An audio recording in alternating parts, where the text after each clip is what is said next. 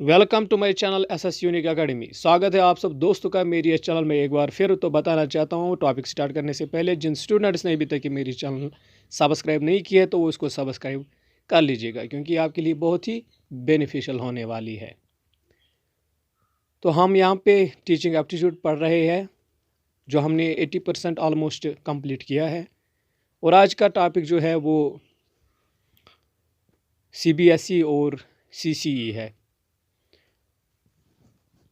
जो बहुत ही इम्पॉर्टेंट है evaluation के पॉइंट ऑफ व्यू से। The university grants commission has initiated several measures to bring equity, efficiency and excellence in higher education system of country.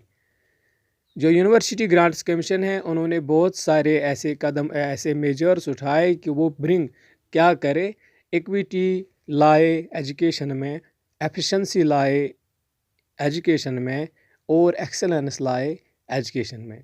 तो इन्होंने बहुत सारे मेजर्स लिए हैं अभी तक यूजीसी ने क्यों लिए? क्योंकि यूजीसी डील करती है हायर एजुकेशन के साथ। The important measures taken to enhance academic standards. Measures किसके लिए उठाए गए कि एनहांस हो जाए, एफिशिएंसी आ जाए एकेडमिक स्टैंडर्ड्स में, and quality in higher education, और क्वालिटी आ जाए हायर एजुकेशन में। इंक्लूड करती है क्या क्या? Innovation and improvements in curriculum. Innovation, new things लाना किसमें, और इम्प्रूव करना करिकुलम भी, कुछ न्यू थिंग्स ऐड करना करिकुलम में, इम्प्रूवमेंट लाना करिकुलम में। तो इसके बाद टीचिंग लर्निंग प्रोसेस में भी कुछ चेंजेस लाना, मॉडिफाई। एग्जामिनेशन और इवाल्वेशन में भी चेंज लाई। पहले मार्क्स दिए जाते थे, अब ग्रेड्स दी जाती है। Besides governance and other matters, governance के साथ भी और दूसरे मैटर्स भी। तो चलते हैं, पढ़ते हैं CS। The CBCS provides an opportunity for students to choose courses from prescribed courses comprising core, elective और skill based courses। तो CBSE प्रोवाइड करती है अपॉर्चुनिटी किन के लिए? स्टूडेंट्स के लिए, कि वो चूज़ कर सकते हैं अपने इंटरेस्ट, अपनी नीड के थ्रू कोई भी कोर्स जिसका पेपर कोर हो, इलेक्टिव हो और स्किल बेस्ड कोर्स हो।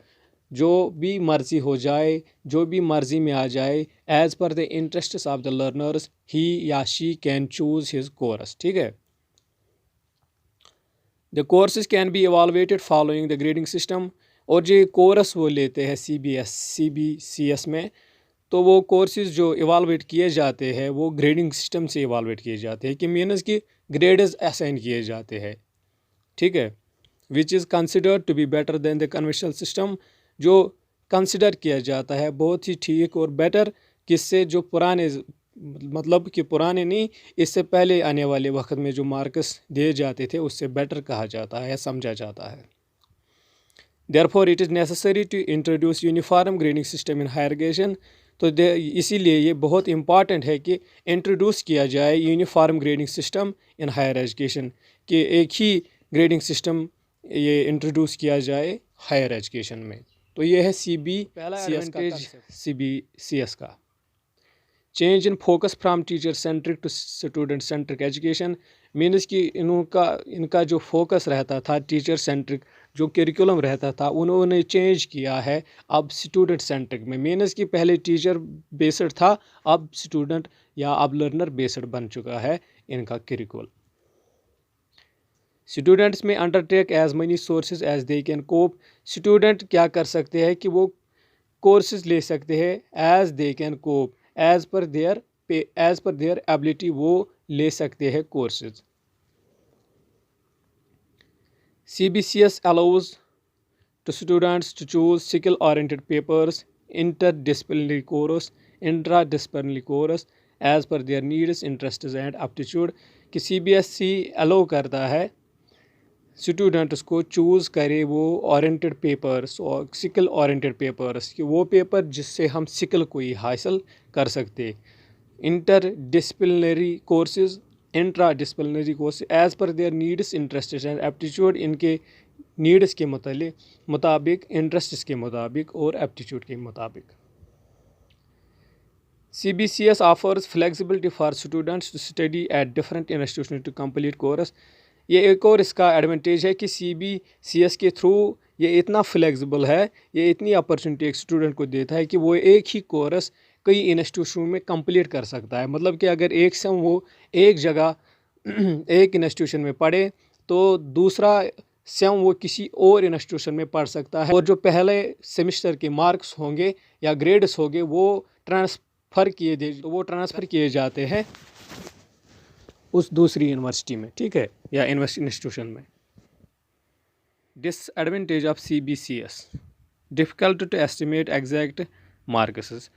तो इसके बहुत सारे डिसएडवांटेजेस है, लेकिन जो इसका मोर बहुत ज़्यादा इंपॉर्टेंट है वो ये है कि डिफ़िकल्ट होता है एस्टिमेट करना कि एग्जैक्ट मार्क्स कितने आए हैं किसी लर्नर को, ठीक है। तो यहाँ तक हमने अभी कंसेप्ट पढ़ा CBCS का और इसके एडवांटेज और डिसएडवांटेजेस पढ़ी। तो अब पढ़ते हैं CCE।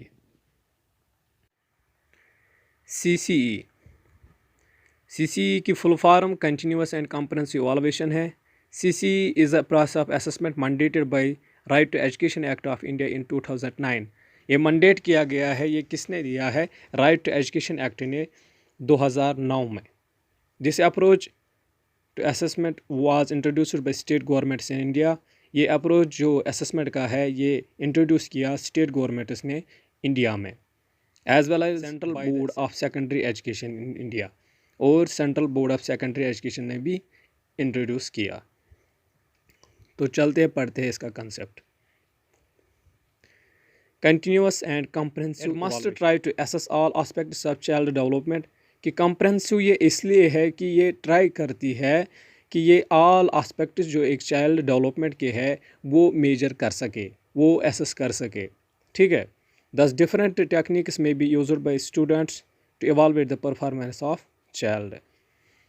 तो डिफरेंट टेक्निक्स यूज़ किए जाते हैं बाय टीचर्स, सॉरी स्टूडेंट्स लिखा है by teachers, to evaluate the performance of the child की परफॉर्मेंस देखना करिकुलम में, स्कूल में। तो बहुत सारे टेक्निक्स यूज़ होते हैं चाइल्ड की परफॉर्मेंस देखना, अचीवमेंट देखना स्कूल में।